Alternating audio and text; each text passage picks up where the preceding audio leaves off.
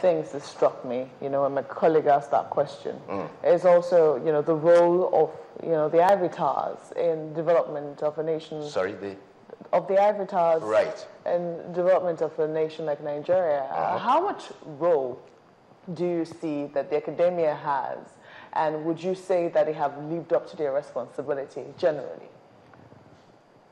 Well, I'm an academic, and I don't think you're going to expect me to say we've done that badly. I think there are two things to be borne in mind. The first is that Nigerian academics, like academics everywhere else, publish research. Now, how much of that gets used? Indeed, some argue that how much of that is usable is a matter for discussion. However, my sense is that being familiar, at least in the field of economics, with what's ongoing, at least at the macro level, I think we haven't done too badly. I look, at the policy councils around Nigeria, and I'm pleasantly pleased with the input that the ivory towers or representatives of the ivory tower are making. Now, there is a huge scope for further input, especially in what I'd call the practical sciences, in the application of science in particular, the whole physics, chemistry, all of that. Practical sciences, I think, is still an area where, research and development activities still needs to get a bigger impetus from, a bigger handshake, a collaboration with the ivory towers. But at least at the policy levels, I think they're not doing too badly. What can you tell us about research now? I mean, in your wide research that you've done over the years, and businesses that succeed after startup, some say 7-4%, what they do, how they make it.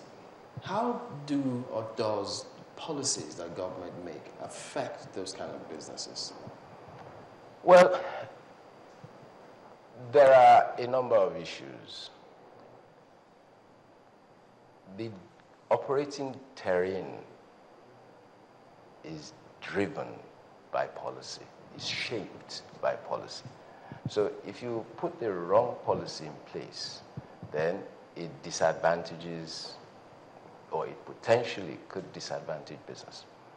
And so when you're therefore asking questions around the sustainability and success of business, it would be unfair. And I fully recognize that, to say that, it's all the fault of governments when businesses fail. You did make the point or allude to startups. Yes, we're fully aware that 70% of startups fail. Okay.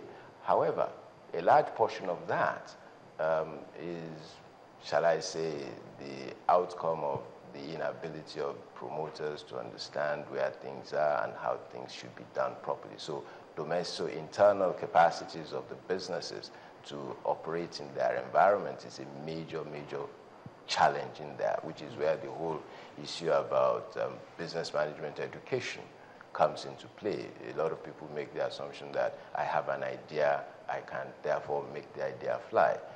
You might, but a bit of education around how to go about it, what to do, the do's and the don'ts, does help. But coming back to the question you raised about government, I think it's absolutely important that governments must understand and work with the private sector in shaping an environment. We've always used that word, enabling, an enabling environment. But for me, that there is a sense in which I begin to feel increasingly that an exchange between the government and the private sector in terms of personnel is increasingly an imperative, so that those who are responsible for formulating, legislating, implementing policy actually have a feel for what it takes to succeed in the private sector. Because it's not a bed of roses out there. And it's a whole risk and we say it's a risk and reward game, but the governments do have the capacity to make that whole process more difficult than perhaps sometimes it needs to be. You were making the point earlier about taxation and multiple taxation. Okay, we all understand the desire of governments to collect revenues in furtherance of the various mandates they've got. But by the same token, businesses have to succeed if they're going to provide jobs. And you cannot, therefore, succeed on the back of multiple taxations, for example. I was reading a media report yesterday where I think it's the NCC, but I crave your indulgence just in case I'm wrong. But it was a media report about the telecoms industry, and where the whole point being made alluded to why the quality of service that we were getting were pretty lousy, simply because issues around multiple taxation. So there are a whole host of areas. For example, if you look, today, one of the biggest challenges that business face is this whole challenge of human capital. Now, it's a major, major challenge. Yes, the private sector can help in delivery, but the whole policy environment, the whole how to gain access to education, the whole issues around curriculum. So the whole human capital development framework is largely a government-driven issue. And if you then have a labor force that has large components of it that are not fit for purpose, then you've got a real problem. Now, just in the middle of that, you said something about startup businesses, about 70% of them failing. Yes. Sometimes or oftentimes because of a lack of know-how in terms of making ideas fly. But if you look at it too, would you also say that power has a great role to play? Do you see, if you've ever done a comparative study, do you see that percentage dropping if power improves?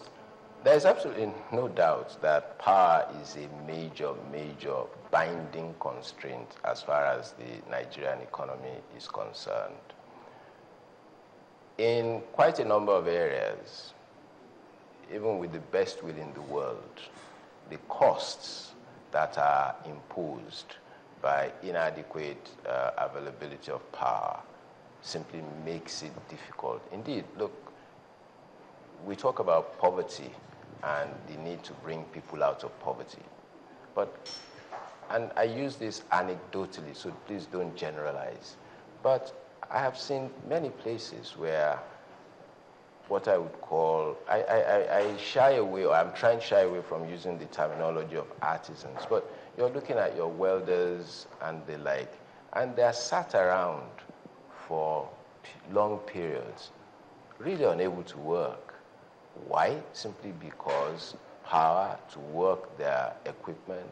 You imagine hairdressing salons that, and you can simply see that you ease these constraints and a lot of things fly. When you look at the cost of power generation and the volume of power that is privately generated, then it begins to show you just how enormous the problem is. Now, I fully understand, because if I were to sit here and simply start to say, well, yes, the constraint must be eased, that the process of easing that constraint is a journey that we have now started, in the sense of power privatization program that's ongoing. The discourse have been taken up. The GENCOs are in the process of going. Now, so it's a whole process. Now, the challenge would be to see how we can expedite that process so that we can unleash the capacity of this economy to grow in an inclusive manner. People like me take the view that the Nigerian economy can grow much faster than it currently is growing, if you would release some of its binding constraints. And one of those binding constraints at the moment is power. What about the private sector? Is Lagos looking to increase the participation and capacity of the private sector in this economy? Because, I mean, I heard someone say, though I didn't check it out, that in the most developing economies, they see government play this dominant role, and they think perhaps it shouldn't be that way. What's the thinking in Lagos? Well, I don't want to put myself out there as speaking on behalf of the Lagos State government simply because we have a collaborative arrangement or we work with them on issues of perhaps we can talk about the recommendation. But if my interactions or if our interactions with the with government officials in Lagos is anything to go by, then absolutely they are clear enough in their minds that the private sector is the engine for growth, that the government sector is to act as a facilitator of that growth, which is why, as I drew your attention earlier, it's about a model megacity, it's about a hub for activity, but all of this is on the back of the tool of infrastructure renewal. Now, so that gives a very clear sense that, yes, the private sector's role is primate, is primary. It's an acknowledged role that the government would like the private sector not just to continue to do, but to strengthen and expand in doing. So I have no doubts that, at least on the back of the conversations we've had and some of the work we're doing, that yes, it's all about strengthening the private sector to be able to be the engine, to play that role of engine of growth in the Lagos economy. Yeah.